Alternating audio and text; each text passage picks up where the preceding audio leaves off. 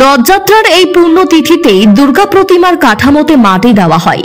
আর সেই উপলক্ষে চিরাচরিত ধর্মীয় পরম্পরা মেনে রথযাত্রার পূর্ণ লগ্নে কাঠামোর পুজো সম্পন্ন করলেন আদি কংস বণিক দুর্গাবাড়ির সদস্যরা। রবিবার সকাল থেকে এলাকার মহিলা ও পুরুষরা একত্রিত হয়ে শুদ্ধ বস্ত্র পরিধান করে নিষ্ঠাচার মেনে এই কাঠামো পুজোয় সম্মিলিত হন। জানা যায় আষাঢ় মাসে শুক্লা দ্বিতীয় শুক্লা তিথিতে এই কাঠামো পুজো হয়ে থাকে। আদি কংস বণিক দুর্গাবাড়ির পুরোহিত অভিজিৎ ভট্টাচার্য বলেন, শাস্ত্র মতে রথযাত্রার এই বিশেষ দিনে মায়ের আগমন বার্তা ঘোষিত হয়, তাই এই দিনটিতে নিয়ম নীতি মেনে কাঠামো পুজো করা হয়।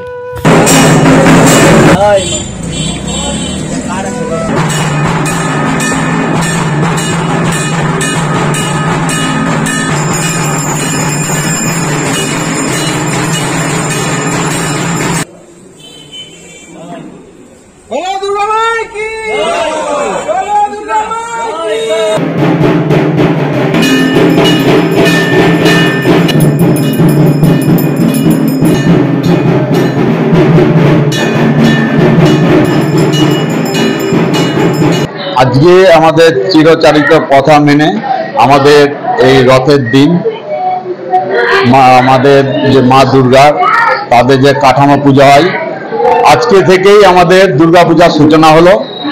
এবং আজকে আমাদের মৃৎশিল্পী, কুমার এবং পুরোহিত, ঢাকি সকলেই আসে। তারা বংশ পড়াশোনা করেই এখানটায় আছে, তাই আজকে পুজো হলো। এবং আমাদের সামনে একটা হলো আজকে থেকে যে দুর্গাপূজার দিনের সূচনা, সেটা উন্মোচন হলো। আজকে কাঠামো পুজো হলো। কাঠামো পুজোর পর থেকে এরপরে পুরোহিত যে কুমোর, সে আমাদের প্রতিমা তৈরি করে। প্রতি বছর ধরে যবে থেকে আমাদের এই দুর্গাবাড়ি স্থাপিত হয়েছে, সেই দিন থেকে এই রথের দিন এখানে মায়ের যে কাঠামোর উপরে মা তৈরি হবে, সেই কাঠামো এবং যেসব সরঞ্জাম লাগে মা তৈরি করতে, সেই সব সরঞ্জামের পূজা হয়। এটা হচ্ছে আষাঢ় মাসের শুক্লপক্ষ দ্বিতীয় তিথিতে হয়। এই সময় রথ চলে।